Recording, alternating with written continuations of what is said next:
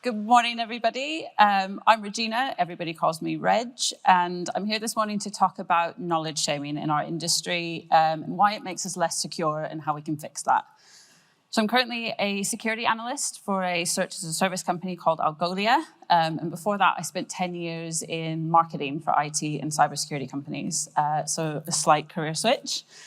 And I made that move because I'm so passionate about security. But just because you love something, it doesn't mean that it's free from criticism. And I love security and I love our industry. But I think it's no secret that we could do with improvement in certain areas, right? And so I'm here because I think that knowledge shaming and knowledge sharing is something that we can do better. And if we can beat this challenge and if we can figure it out, we stand to benefit so much from it. So I want to open by being super clear that this talk is absolutely not a criticism around the industry as a whole. I wouldn't be here standing in front of you. I wouldn't be in the job that I'm in if there weren't people who buck the trend around what I'm talking about today. And we are getting so much better at recognizing the strengths of non-traditional backgrounds. I'm one of them. And we are improving more by the day. We're not 100% on this by any means. I don't know if any of you saw the recent Twitter threads around whether or not you need to code to be in InfoSec. So there are still people who need convincing. But it's okay to have different backgrounds and different skill sets. And we are definitely getting better at recognizing this as an industry. We also have some incredibly bright people in the industry. We absolutely get to learn from the very best. And we're in a really rare position where we oftentimes get to learn from people who are the direct contributors and even inventors of technology that we're using and that we're hands-on with, which is super rare, and it's a really, really cool thing. And so finally, considering our jobs are what they are, it's a miracle that we're able to knowledge share as well as we do currently. So there are some amazing resources, things like CISP, not the certification, ISACs, Club CISO, and those are just a few examples of work that has been done to navigate those knowledge sharing challenges. And it's absolutely worth acknowledging and commending people who have put those frameworks in place. So if we're that good at everything, why am I standing here today? I'm here because we have really unique challenges in the industry, and this is nothing new, this is nothing groundbreaking, and those same strengths that I just mentioned bring with it massive, massive challenges. And we already do a fairly good job at navigating them, right? We manage to do our day-to-day jobs, but how amazing could we be if we got even better at it? And I really, truly think that if we can figure this out, if we can excel at this, we can make our businesses and we can make people's lives safer. And I know people will look at me and go, oh, she's new to the industry, she's very naive, this is very cute. But I'm asking you to stick with me because this isn't just the ramblings of someone who's not jaded by the industry yet. So the thought for this talk began after a virtual cybersecurity conference, which happened over the summer. And the CEO from SolarWinds was speaking. And there was so much chatter in the comments about why are we listening to him? You know, he shouldn't be given a platform. Maybe we should learn from companies who haven't been breached. And you may or may not remember, but the CEO for SolarWinds was only appointed literally days before their breach was discovered. So none of the mistakes or the actions that led to their breach happened on his watch. But even if they were, we absolutely should be learning from people like that, right? Because breaches rarely happen in isolation. It's a slippery slope. There's budget cuts, there's a series of decisions, there's corner cutting, there's ignoring an alert. Everything starts small and things snowball. And so we absolutely need to learn from people because that's how we end up beating these systemic failures in security. It's hardly ever just an intern. So if we're trying to learn and improve, who better to learn from people who have made these mistakes? So I think there seems to be a bit of an obsession with perfection in our industry, and I do understand why, because if we get stuff wrong, you know, it can be catastrophic. And look, do people get it blatantly wrong sometimes? Yes, of course they do. And I'm not saying that we can't or that we shouldn't criticize or hold people accountable when there are glaring oversights. That's not what this is. But whatever we think that we know and whatever we think that we're doing as an industry, it's broken, right? People are still falling for phishing emails and companies are still getting hit with ransomware. S3 buckets are still getting misconfigured. Like, we haven't figured this out. So it's all well and good for us to sit back and judge others. But if we don't learn how to make a significant stride forward in the way that we work, in the way that we teach, in the way that we solve things, we're in for a really frustrating career. And so I think, repeating the same thing over and over and expecting different results, that's the definition of insanity, right? So we sit here and say, we're doing security training. Why are people still clicking on links? Why are companies still getting held to ransom? Why is this still happening? And it's because we're not learning. Whatever we're doing, we're not learning from. So we're in this position today because we have these challenges. So number one, there is no traditional path into the industry. And again, I'm exhibit A of that. If we look at more established careers, there are very clear, well-trodden paths into the industry. So if you want to be a CFO, you'll get a degree in economics or business or accounting or whatever. You start off as an accounts assistant, you move up into a financial controller, you might get your CIMA. There's not a huge amount of deviation there. There's a very clear path. If you want to be a CFO, you know how to get there. Whereas with security, you can put me and 9 other security analysts in a room, and we all have wildly different backgrounds, wildly different skill sets.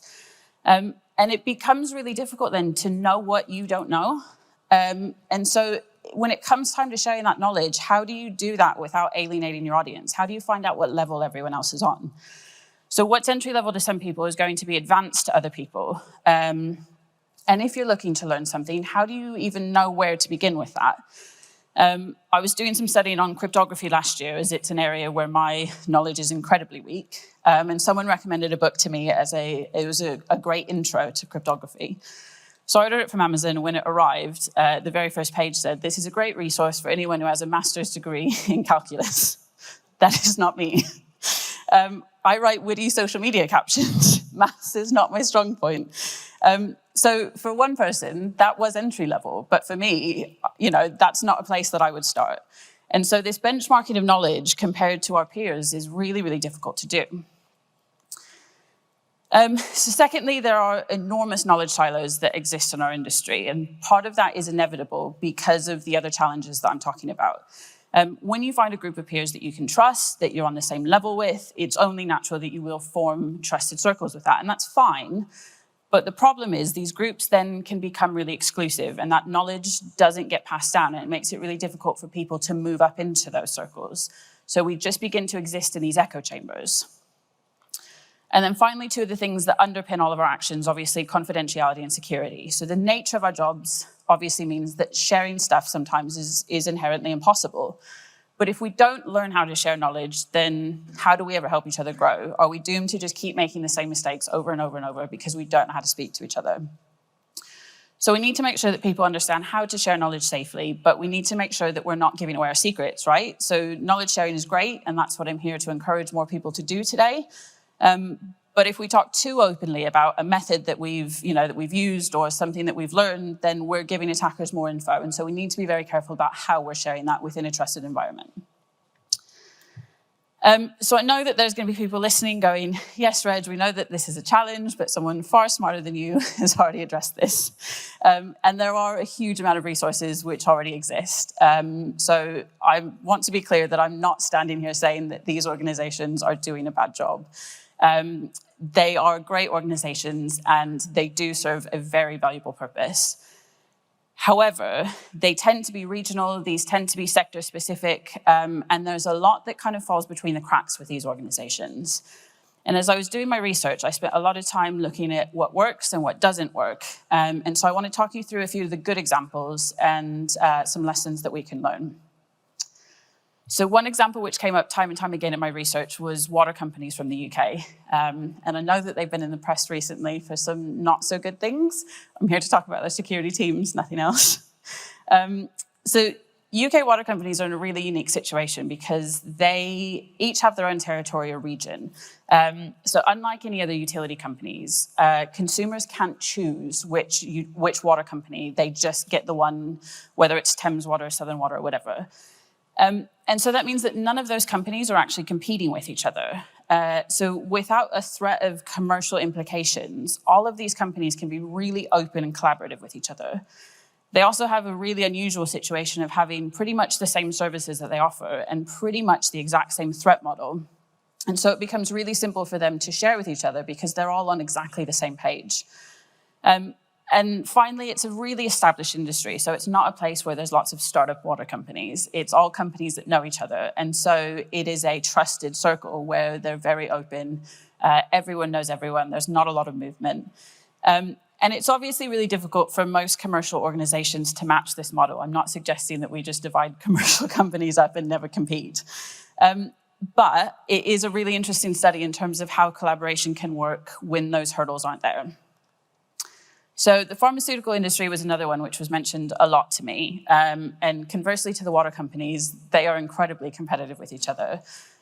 However, they also collaborate on a lot of research and a lot of projects, and they work really closely with each other, which means that they have a motivation to share intel and share knowledge. It's not selfless. There's a very clear understanding that you get what you give. So if you don't contribute, you don't get to be a recipient normally. But a really unique factor was that a lot of pharmaceutical companies have their teams spread out across the globe. And so it's sometimes a lot easier for people to compare notes with their competitors who are based locally than it is for them to even share within their own teams. And that's a really good example of when those knowledge-sharing consortiums really kind of come into their own. So government organizations are another really good example, and I had a slide up earlier of those. So in case you don't know, CISP is the Cybersecurity Information Sharing Partnership that was started by the NCSC. We've got ISACs or ISOs in the US. It's a similar concept. It stands for Information Sharing and Analysis Center or organization. And they were started after a presidential directive in 1998. So as I mentioned earlier, they tend to be really industry specific. But the other unique thing about ISACs is they tend to be primarily, they have enterprise companies as their members. And that means that a lot of times their directives and their contributions to the industry don't really align with what a lot of small to medium enterprises need. Uniquely, a lot of the ISACs run their own SOCs, and so they get a huge amount of threat intel and a huge amount of data, but that data is only going to enterprise organizations who are members, and that kind of then contributes even more to the gulf between resources that an enterprise organization has and what a small business has at their fingertips. So in 2015, President Obama created an executive order which set out the creation of ISOs, so the organizations. And that was open to private companies, nonprofits, government organizations, pretty much anybody. And the really crucial difference with his executive order was that it established limited liability protections for organizations who want to share data within that framework. And that was the first time that there was really legal protection for anyone who wanted to share anything that was commercially sensitive. It's the first time that was done. So later on that year, the University of Texas was asked to identify a set of standards and guidelines for anyone who wanted to create their own. So there was only a handful that I put up. There are loads of other ISOs that exist in the US, but the University of Texas set out these guidelines for anyone, anywhere in the world who wants to create one of these organizations themselves. Look, these organizations aren't perfect, right? They haven't nailed it because I'm here today talking about a problem that we know still exists. But their guidelines are helpful and there is some advice from them which I think we can take. So first of all, when you're sharing knowledge, you should consider the purpose. Why are you sharing information in the first place? So it could be for situational awareness. You want to make someone aware of a change or a shift in the threat landscape. It could be for decision-making, maybe budget allocation or looking at new resources. Or it could be to spur action, so something that is a direct threat that someone needs to respond to. So once you've considered the purpose, then you need to look at the time and the application. So are you sharing knowledge which is for immediate action? Is there something that someone needs to take action right now? Is it tactical? Something that you can look at maybe mid-term resources, how to best deploy what you have currently in your organization? Or is it strategic? Is it something that you can maybe look at something long-term on a threat landscape that you need to shift your business resources or something like that? So establishing these from the outset is incredibly helpful for knowledge sharing because it not only helps position the information in terms of the person who's sharing that knowledge, why am I telling you this? What am I trying to solve? But it helps the information receiver respond to the information correctly. So they know exactly what's expected of them once they consume the info. Is it immediate action? Are they expected to share the knowledge with the rest of their teams? Are they expected to contribute to it? So I've put a link there. I think you can download my slides after. I've taken a snippet, but they do have a full document if you want to read those guidelines. So off the back of speaking to countless people in my research for this talk, there were some themes and some tips which emerged. And I think these are all fairly simple tips. Again, nothing here is groundbreaking, but it's things that I think we can all take away and put into practice. And this is one of the really few areas in security where my marketing background comes in handy. So I was in marketing for 10 years. And marketing is effectively educating consumers and educating users. So knowledge sharing was my bread and butter for years. So firstly, define your target audience from the outset. So this could be people who are new to the industry. This could be people who use Linux. It doesn't matter who it is.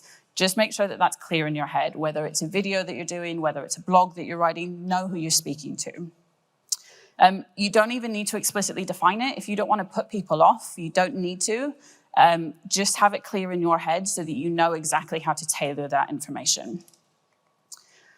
Next, set clear rules for interacting with the information. So are you sharing it because you want input from people? Are you sharing it for only people who are present at a certain time? Make sure that you've defined that to anyone who's consuming your knowledge, and make sure that you've made that clear within yourself as well, so that you know exactly what to expect when people are consuming that information. This one was one of my favorite points that came out of my research, and it was something that never really occurred to me before. Ensure that there's give and take. So if you're publishing or sharing knowledge on a regular basis, that's great. And again, that's what I'm here to encourage more people to do.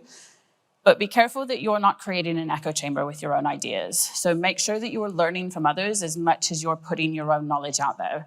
And that really helps to ensure that the information that you're putting out is balanced and kind of well-versed, rather than you just putting your own thoughts out constantly.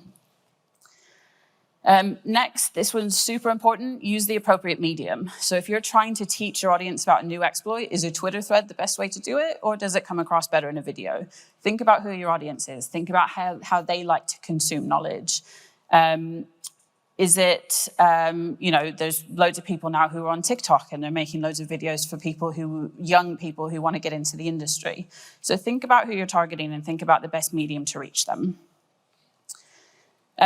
This one's a really big one, and I know that this can sometimes be difficult, but if people can nail this, this is so, so valuable. Learn outcome-based storytelling. So there are absolutely ways to share information securely. You can redact sensitive information. You can share under an NDA. But by and large, the purpose of you sharing knowledge is to get to the lesson that was learned. Oftentimes, the how and the why doesn't matter as much as the outcome. And so instead of worrying about redacting information, you might miss something, there might be something in there that you shouldn't have shared. Learn to just talk about the lessons learned and the outcome instead of taking people through all of the things that led to that. There are, of course, times where that stuff is important, but for the most part, this outcome-based storytelling allows you to share a lot more information with a much wider audience. This one's really interesting, and this came up loads of times from people I was speaking to, and I think it's probably a very difficult one to do. Develop solutions collaboratively. So in one of the stories that I heard leading up to the talk, there was some unusual activity which a company detected, and they immediately began their investigation. During that investigation, they discovered that there was another company, completely different sector, completely different region, and they were also experiencing the same thing. There was no time for a commercial discussion. There was no time to set up a framework. They both just began the incident response process together. And because they were both equally invested in it, it meant that they didn't, the knowledge sharing dance around who's going to own what and what bit of knowledge resides with what organization, that didn't happen. They were both equally invested, and so they both got to spread that knowledge and learn from it. So if you're facing a common challenge, I know it's not easy, but work together where you can and try and make sure that as many people as possible get exposure to the solution to that problem. And that brings me on to my next point, leverage those trusted networks and connections. I know that I said that they were an issue a minute ago, but they are there for a reason and they do serve a purpose. So if you're stuck somewhere, reach out to a network, get support from them. And then lastly, share the wealth. So if you do have a resource like that at your disposal, if you've got a really good trusted group of people, make sure that that knowledge doesn't just stay within that group. Share the answer, share how you guys work together, and make sure that you try and bring other people in and kind of crowdsource that knowledge. So we've talked a bit around how to share knowledge and things that you need to consider, but I want to talk for a second around how to consume knowledge. And I know that this sounds really weird because we literally learn things for a living, but consuming knowledge can be really tricky sometimes. And if you don't do it properly, it can lead to frustration, it can lead to burnout, it could lead to anger. So check in with yourself before you begin to consume information, whether that's before you go to a conference, whether you're going to meet someone for coffee or you're about to read a blog post or whatever it is. Just make sure that you are asking yourself these questions. So are you the intended audience? If not, it doesn't mean that it's not for you and you shouldn't be reading it or you shouldn't be interacting with it. But it may mean that you find yourself questioning why something was presented in a certain way or disagreeing with how something was structured. And if that wasn't for you in the first place, it may just mean that it doesn't make sense to you, but it may to other people. So consider who something was targeted at in the first place. Next, this is a really big one. Is it written as opinion or is it written as fact? And this is the difference between someone saying that the sky is purple and someone saying that the sky looked a bit purple. Those are two very, very different statements. So you need to ask yourself, who is the author? What is their background? Are they presenting things as their interpretation or are they presenting something as a fact? So like I said, my background is PR and marketing. So my background is presenting things to make it more palatable for a wider audience. Whereas someone who's a lot more technical than me might think that all of the fluffy stuff that I do is pointless and it should be straight fact and nothing else. So if you understand where someone's coming from, it helps you understand why they've presented something a certain way. And finally, find the learning style that suits you best. I've lost count of the amount of times that someone has recommended an ebook to me or a podcast. And I download it every time, even though I know full well that I hate podcasts and I hate ebooks and I cannot listen to them. Within 30 seconds of me turning it on, my mind wanders and I can't focus. But if I have a good book, I can sit there and I can read it for hours. Equally, I have mates who will visibly recoil if you give them a textbook to read, but they love a video and they love a podcast. So everyone's learning style is different. So if you're struggling with something, even if it's come highly recommended to you, look at the medium that you're using and consider if there's something that's maybe a bit better suited for you. So this is something that I'm definitely guilty of, and I think that a lot of people in our industry are as well. And this is a phrase that I found which really resonated with me. So it's excessive passivity, and that's defined as the habit of merely consuming information put in front of you rather than actively cultivating knowledge in areas which are valuable to you. So as someone who's fairly new to the industry, I constantly feel like I'm playing catch up and I need to learn everything. My Udemy course backlog is unreal. And I don't know about you guys, but I collect courses like they're going out of style. I have so many that I constantly sign up for because I feel like I should know this stuff, because I feel like I constantly need to build my backlog of information. But when I think about learning what I'm interested in and what I'm passionate about and what would be useful and valuable to me in my day-to-day job versus learning something just because I should, it allows me to spend my time consuming knowledge which is useful and which is relevant. And then equally, in the quest for better and more knowledge sharing, we should also be looking at why you're doing that. So we need to be really careful that you're not sharing knowledge just for the sake of it. So it should never be an ego thing. The goal shouldn't be to be a thought leader on LinkedIn or something like that. So you should be considering knowledge sharing opportunities with the purpose and the application questions, which I talked about previously. So check in with yourself and ask, why are you sharing it? What outcome do you hope to achieve? And if you're learning something, ask, why are you consuming the piece of information? And how are you going to use it in the future? And sometimes you just want to learn something because you think it's cool, and that's totally fine. But be honest with yourself about why you're doing that, because it then allows you to manage those expectations. Which brings me on to the very crucial point of how to disagree. So in the act of consuming and sharing knowledge, you will at some point come across people who don't agree with you, which I know is shocking. And I'm fully expecting people to disagree with some stuff I've said here today. And even with the best of intentions, you will have people who will pick holes in what you say. And the thought of that public backlash can be really, really scary. It's really important. There's a couple of things, if you're in that situation, there's a couple of things that you can do on either side of a disagreement. So if you are in that situation, first and most importantly, don't get personal. A person is rarely objecting to you. They're just disagreeing with your viewpoint. It doesn't mean that either of you are wrong for the most part. Again, there are exceptions. But it can be indicative of a different background or different experiences that's got you both to the point that you're in. So remembering that it's about learning from the other person and considering where they're coming from is 100% vital to any conversation where someone disagrees with what you're saying. So the second point is practicing care alongside candor. And this is something that I recently only really learned the value of.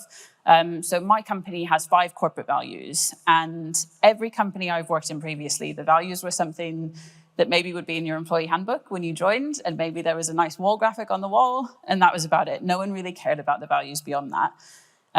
So 2 of our corporate values are care and candor, and I have never worked in an organization where people take them so seriously.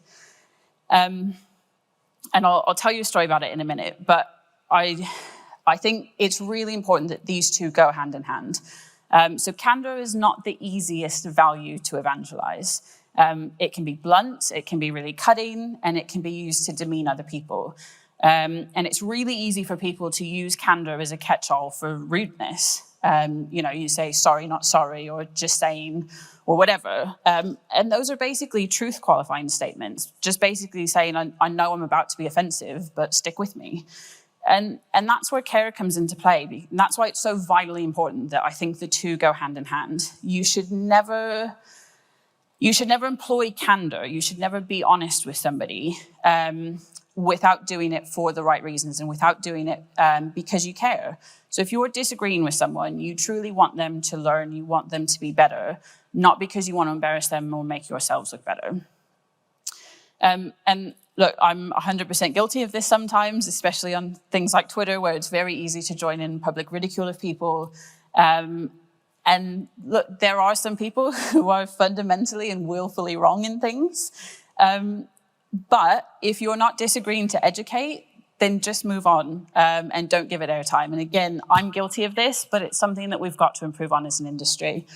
Because what happens is there are new people who are sitting back and they're watching everything play out, and they may not understand why there's disagreements. They may not understand that someone is being willfully wrong about something. And they just see a massive outpouring of ridicule. And when it comes time for them to learn and share, they remember that reaction and they remember what happened. And that's what causes people to keep things to themselves. So we just have to learn to be more caring with each other. And we're not going to all hold hands and sing Kumbaya, but we need to just respect each other. So next is listen to the other side. So I can't remember who first taught me this. I think it was in a debate class in school. But someone once told me you can learn something from anything. And I know that sounds really basic, but it basically means you don't need to agree with everybody. You don't need to agree with anybody. But there is always something from their viewpoint, even if it's only understanding why they think the way that they think. And finally, follow the golden rule. Treat others how you want to be treated. No one's perfect, and it's very easy to judge from the comfort of our sofas. But we really have to learn to treat each other with more respect. And if we don't, we will lose the insight of people who are more timid or who don't want to stick their neck out. And that loss of voice and that loss of diversity of thought in our industry is really, really dangerous. So this is my call to action. This is why I have been banging on about this for the last half hour, and even longer if you've been unlucky enough to catch me after a couple of pints. We know that there's an issue in our industry, right? And we know that there are a lot of barriers in terms of how we fix that. But I'm not here just having a rant about it. I really, truly think that there are actions, there are things that we can do to help fix this. So when I was doing research for the talk, I spoke to so many people across the industry. I spoke to people who were new to it, like me. I spoke to rock stars of the industry, people who I've looked up to before I ever even joined. And it was so shocking to me how common the feeling was of the fear of retribution. I spoke to someone who was a CISO for a water company, and he said the amount of times that he learned something and he's scared to put it out because what if it makes his company look bad? What if someone goes, I can't, this guy's a CISO and he's only just learned this, how embarrassing. So this fear of making your company look bad, this fear of your own embarrassment, of public backlash, the fear of getting it wrong. And I understand it a bit with someone like me, right? Like I'm new to the industry. Self-doubt is good for me because I don't know everything. But if we're missing out on knowledge from people who are far smarter, far wiser, these are really bright people in our industry and they're holding back their voices because of fear of retribution, we've got to make a change. And so there's just some actions to take. So if you are a manager or you're an executive over a department in your business, you need to foster a culture of openness. And you do that by being human and admitting your mistakes. So at my company, like I said, we have care and candor as two values. And this was shortly after I joined, so we're pre-IPO. And someone asked on an all-hands call, they asked our CEO, what are we doing that's hindering us from that next stage of growth? And she said, look, salespeople, we're leaving customer emails unanswered. We have really bad email etiquette as a company.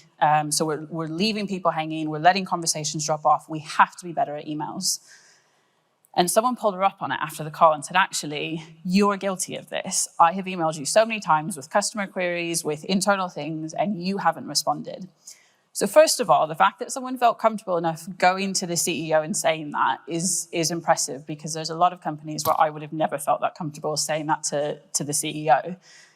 But then she posted about it in the company-wide Slack channel. So she didn't need to do that. No one in the company would have known that this conversation happened. But she posted about it and said, look, someone came to me, someone called me out, put my hands up, I'm just as bad at this is something that we're going to do as a company. And so we've taken actions and basically said, look, at a set Friday afternoons are going to be inbox clearing Fridays. And so everyone needs to allocate time because we know that this is an issue as a company. And that's where that care and that candor, you can create that culture by being an example yourself. So if you are an exec, if you are a manager of a team, show people that it's okay to fail. Show people that it's okay to put your hand up and say that I've done something, I'm not perfect. Establish frameworks to enable knowledge sharing safely. And this is more of an internal thing. So if you're trying to educate people in the business, if you're trying to get more people excited about security, look, I know that security can be complex at times, but it doesn't have to be, right? We can simplify things. And I think a lot of people like to overcomplicate it because it makes us feel a bit special and it makes us feel a bit fancy. But we can simplify things. So we can build these frameworks, we can help people in the business understand how to share knowledge safely, and we can make it more simple for them. So enable that, make sure that people can collaborate cross-team, make sure that people are involved in projects. And like I said, set an example. If you're here representing an organization, contribute to the industry, don't commoditize things. I know that people need to make money. I'm not here to say that, I'm anti-capitalism or anything like that. But there are byproducts of everything that a company does, whether you've got space in your offices that you can host meetups, whether there is some training that you can offer to people, whatever that is, it benefits everybody. So companies need to take a bigger stand. They need to step forward and contribute to the industry rather than slapping a price tag on everything. And then if you're here just as an individual, seek out opportunities for knowledge sharing. There is always someone who needs to hear it from your point of view. So look for those opportunities, whether it's a Twitter thread, whether it's on LinkedIn, whether it's a vlog that you want to do, whatever your medium of choice is, look for those opportunities and take them as often as you can.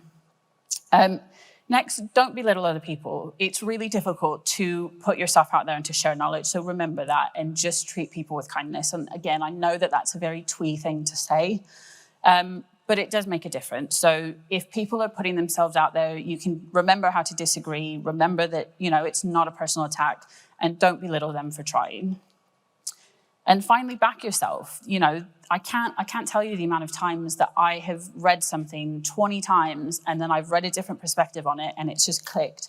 you can be that person that makes something click for someone else. There's always a different perspective that will help people. So don't think that, because you're just, and I've said this the other day, because you're a nobody, what you have to say doesn't matter. Back yourself and know that someone will learn from you. So always put yourself out there if you've got something to say. And that's it. That's my ask of everyone here today. I really, truly believe that this is something that we can solve. As I said, there will no doubt be people who disagree with what I've said. So if you do want to chat about something kindly, I'm on Twitter at Reggie Blinker. You can find me on LinkedIn. And just want to give a massive thank you to everyone who's helped me with my talk. Thank you very much.